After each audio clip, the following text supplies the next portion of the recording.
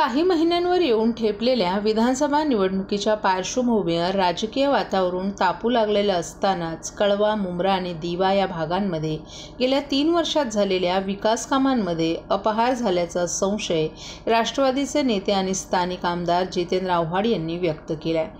एकाच विकास कामांवर 2दा खर्च झाल्याचा आरोप करत या कामांच्या चौकशीसाठी त्रयस्थ संस्थेमार्फत लेखापरीक्षण करावं अशी मागणी करत या संबंधीचं पत्र त्यांनी पालिका आयुक्तांना दिल्यानं खळबळ उडाली आहे। राज्यातील सत्तातरणाचा केंद्रबिंदू असलेल्या ठाणे जिल्ह्यातील राजकीय घडामोडींवर सर्वांचंच लक्ष लागलेलं असतं।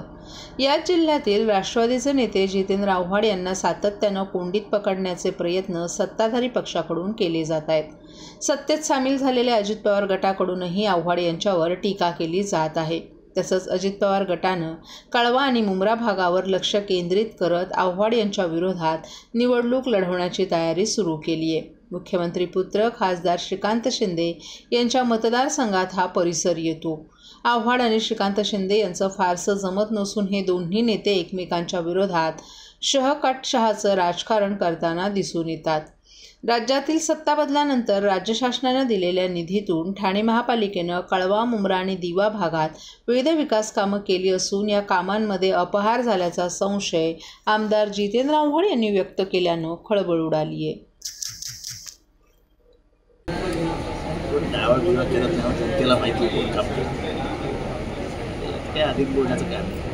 श्रेयवादाची लढाई ज्याला श्रेय घ्यायचं मुंब्र्यातल्या कामाचं त्याला घेऊ द्यावं। मुंब्र्याच्या जनतेला माहिती आहे काम करतो। चौपाटीचं काम आहे, चांगल्या पद्धतीचं काम केलेलं गेलेलं आहे। कधीपर्यंत महाराष्ट्रातील भगिनींना आधार देणारी राज्य शासनाची मुख्यमंत्री माझी लाडकी बहीण योजना। या योजनेअंतर्गत अल्प उत्पन्न गटातील 21 ते 65 वयोगटाच्या भगिनींना मिळणार दरमहा 1500 रुपयांची मदत। अर्ज करण्यासाठी 31 ऑगस्ट 2024 पर्यंत मुदतवाढ।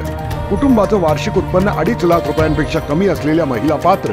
कुटुंबाकडे पिवळं किंवा केशरी रेशन कार्ड असल्यास उत्पन्नाचा दाखला आवश्यक नाही।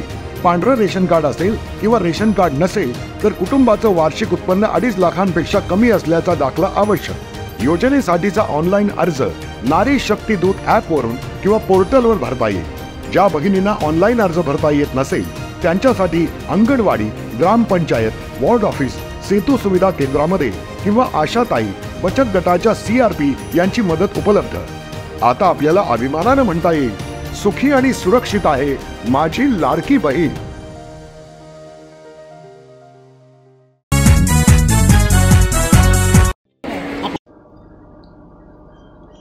ठाणे शहरातील बाळकुम नाक्यावर गुरुवारी रात्री घडलेल्या घटनेनं नागरिकांमध्ये भीतीचं वातावरण निर्माण केले। 4 इसमांनी एका ज्वेलरी दुकानावर बंदुकीचा धाक दाखवत दरोडा टाकण्याचा प्रयत्न केलाय। हा धक्कादायक प्रकार घडला असताना दुकानदारानं धैर्यानं प्रसंगावधान दाखवलं आणि पोलिसांना तात्काळ माहिती दिली। घटनास्थळी वेगानं दाखल झालेल्या ठाणे पोलिसांनी एका आरोपीला ताब्यात घेतलंय, मात्र उर्वरित 3 आरोपी फरार झालेत। दरोडेखोरांनी दुकानात शिरतात बंदुकीचा धाक दाखवून सोन्याचे दागिने आणि रोकड लुटण्याचा प्रयत्न केला, मात्र दुकानदाराच्या तत्परतेमुळे त्यांचा हा डाव फसला। पकडलेल्या आरोपीकडे पोलिसांनी कसून चौकशी सुरू केली आहे। त्याच्या साहाय्यानं उर्वरित फरार आरोपींचा माग काढला जात आहे। पोलिसांकडून मिळालेल्या माहितीनुसार या प्रकरणातील आरोपींचे पूर्वीपासूनच गुन्हेगारी पार्श्वभूमी आहे आणि या टोळीवर इतरही गुन्हेगारी कृत्यांमध्ये सहभाग असल्याचा संशय आहे। ठाणे पोलिसांनी या घटनेची गंभीर दखल घेतली असून शहरात सुरक्षा व्यवस्था अधिक कडक केली आहे। या घटनेनंतर बाळकुम नाक्यावरील व्यापारी आणि नागरिकांमध्ये भीतीचं वातावरण पसरले। पोलिसांनी स्थानिक व्यापारी संघटनांना विश्वासात घेत सुरक्षा उपाययोजनांवर चर्चा केली आहे। या घटनेच्या अनुषंगानं ठाणे पोलिसांनी नागरिकांना सतर्क राहण्याचं आवाहन केले। दुकानांमध्ये सुरक्षा कॅमेरे आणि अन्य सुरक्षा यंत्रणा कार्यान्वित ठेवण्याचं महत्त्व त्यांनी अधोरेखित केले। आरोपींना लवकरात लवकर पकडण्यासाठी पोलिसांची विशेष पथक कार्यरत असून ठाणे शहरातील विविध ठिकाणी नाकाबंदी करण्यात आली आहे। पोलिसांच्या जलद कारवाईमुळे एक आरोपी ताब्यात घेतला गेल्यानं नागरिकांनीही दिलासा व्यक्त केला असला तरी उर्वरित आरोपींच्या अटकेपर्यंत नागरिकांना सतर्क राहण्याचं आवाहन करण्यात आले। पोलीस स्टेशन कापूरबावलीच्या हद्दीमध्ये आज रोजी 11:30 वाजता दर्शन ज्वेलर्स या दुकानात एक 4 इसमांनी दरोडा टाकण्याचा प्रयत्न केला. त्यामध्ये त्यांनी त्यांच्याकडे जे अग्निशस्त्र होतं, फायरआर्म होतं, त्यातून फायर देखील केलेला आहे. त्या अनुषंगानं तेथील जमावाने किंवा आजूबाजूच्या दुकानातील परिसरातील लोकांनी एक संशयित इसम ताब्यात घेतलेला आहे आणि त्या अनुषंगाने कापूरवाडी पोलीस स्टेशनमध्ये गुन्हा दाखल करण्याची प्रक्रिया सुरू आहे. इतर आरोपींचा शोध सुरू आहे. सर, एकंदरीत किती आरोपी होते? CCTV काय मिळाले का? सध्या प्राथमिक चौकशीमध्ये एकूण 4 आरोपी निष्पन्न होत आहेत. नेमका हा सगळा फायरिंगचा प्रकार कशासाठी केला असा?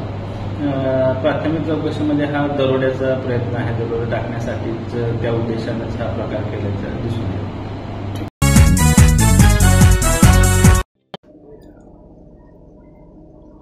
उद्धव बाळासाहेब ठाकरे पक्षाचे प्रमुख उद्धव ठाकरे यांच्या ताफ्यावर नारळ फेकण्याचा प्रकार समोर आला होता. या प्रकरणी मनसे नेते अविनाश जाधव यांच्या विरोधात गुन्हा दाखल झाला असून पोलिसांनी त्यांना नोटीस बजावली आहे. तसंच त्यांना तपासकामी हजर राहण्याचे आदेश नोटीसमधून देण्यात आलेत. शिवसेना उद्धव बाळासाहेब ठाकरे पक्षाच्या वतीनं शनिवारी भगवा सप्ताह या कार्यक्रमाचं आयोजन करण्यात आलं होतं. या सप्ताहासाठी उद्धव ठाकरे हे ठाण्यात आले होते. त्यांच्या वाहनांचा ताफा नितीन कंपनी परिसरात आला असता मनसेच्या काही कार्यकर्त्यांनी त्यांच्या ताफ्याच्या दिशेनं नारळ फेकले होते. या घटनेनंतर मनसे नेते अविनाश जाधव यांनी समाज माध्यमांवर एक चित्रीकरण प्रसारित केले. तसंच हल्ला मनसेच्या कार्यकर्त्यांनी केल्याचं म्हटलं होतं. त्यानंतर अविनाश जाधव यांच्यासह नारळ फेकणाऱ्या मनसेच्या कार्यकर्त्यांविरोधात नौपाडा पोलीस ठाण्यात गुन्हा दाखल करण्यात आला होता. दरम्यान नौपाडा पोलिसांनी अविनाश जाधव यांना नोटीस बजावून त्यांना तपासकामी हजर राहण्याचे आदेश दिलेत.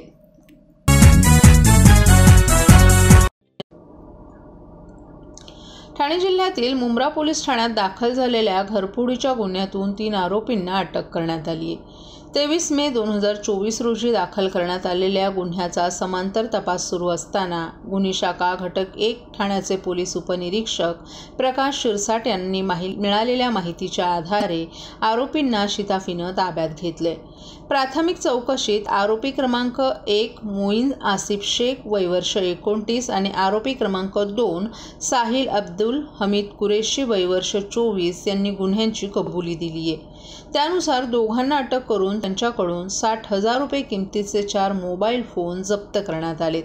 यातील 3 मोबाईल फोन घरफोडीच्या घटनेत चोरू केल्याचं आरोपींनी मान्य केले.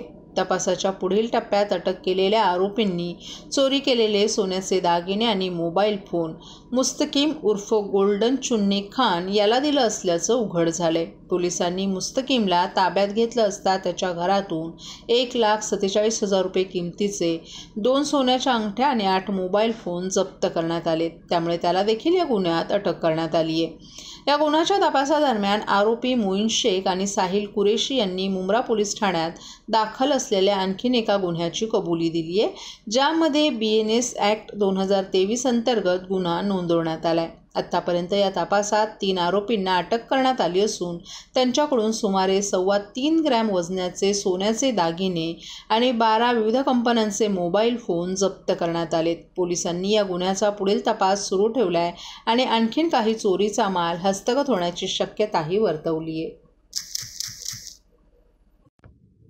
ठाणे पोलीस आयुक्तालय गुन्हे शाखा घटक 2 यांची टेक्निकल ॲनालिसिस आणि मोबाईलच्या मिसिंगबद्दल कारवाई चालू असताना अतिशय चांगली कामगिरी याच्यामध्ये युनिट 2चे सिनियर PI योगेश आव्हाड यांच्या टीमला माहिती मिळाली. त्यानुसार ACP शेखर बागडे साहेब आणि यांच्या मार्गदर्शनाखाली हे कामगिरी झालेली आहे.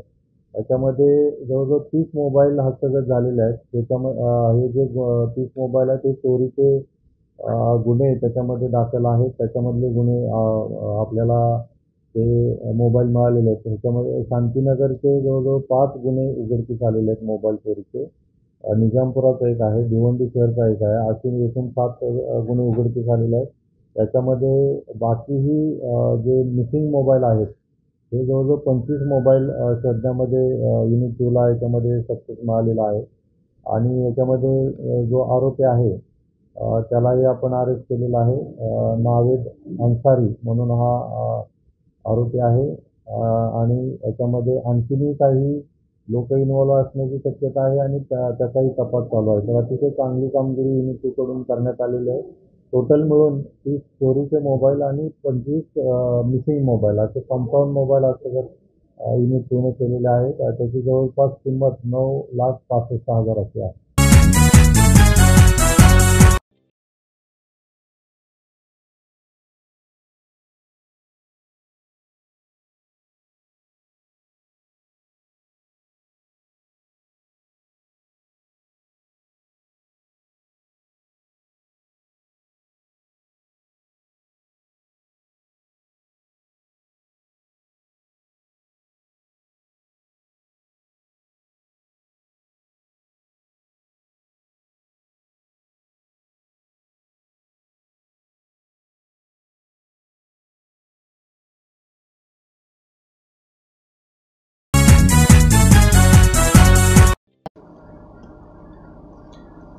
अठ्ठ्याहत्तराव्या स्वातंत्र्यदिनाच्या सोहळ्यानिमित्त ठाणे जिल्हाधिकारी कार्यालयाच्या प्रांगणात गुरुवारी 15 ऑगस्ट रोजी सकाळी 9:05 जिल्हाधिकारी तथा जिल्हा दंडाधिकारी अशोक शृंगारे यांच्या हस्ते ध्वजारोहण होणार आहे. या राष्ट्रध्वज वंदन समारंभात शासकीय अधिकारी, कर्मचारी या नागरिकांनी राष्ट्रीय अथवा समारंभ पोशाखात समारंभ सुरू होण्याच्या 20 मिनिटे आधी कार्यक्रमस्थळी मोठ्या संख्येनं उपस्थित राहावं. तसंच सुरक्षिततेच्या दृष्टीनं कृपया कोणतीही बॅग सोबत आणू नये असं आवाहन जिल्हाधिकारी अशोक शृंगारे यांनी केलं आहे. या निमित्तानं शासकीय ध्वजारोहण हे जिल्हा, उपविभागीय, तालुका तसंच ग्रामपंचायत पातळीवर करण्यात यावं असे निर्देशही शासनानं दिले आहेत. ध्वजारोहणाचा मुख्य समारंभ हा सर्व ठिकाणी एकाच वेळी म्हणजे सकाळी 9:05 होणार आहे. त्यामुळे सकाळी 8:35 पासून सकाळी 9:35 या कालावधीत ध्वजारोहणाचा किंवा इतर कोणताही शासकीय किंवा निमशासकीय कार्यक्रम आयोजित करू नये. जर एखाद्या संस्थेला अथवा कार्यालयाला ध्वजारोहण समारंभ करावायचा असेल तर तो त्यांनी सकाळी 8:35 पूर्वी किंवा सकाळी 9:35 या वेळेनंतर आयोजित करावा अशा सूचना जिल्हा प्रशासनानं दिल्या आहेत.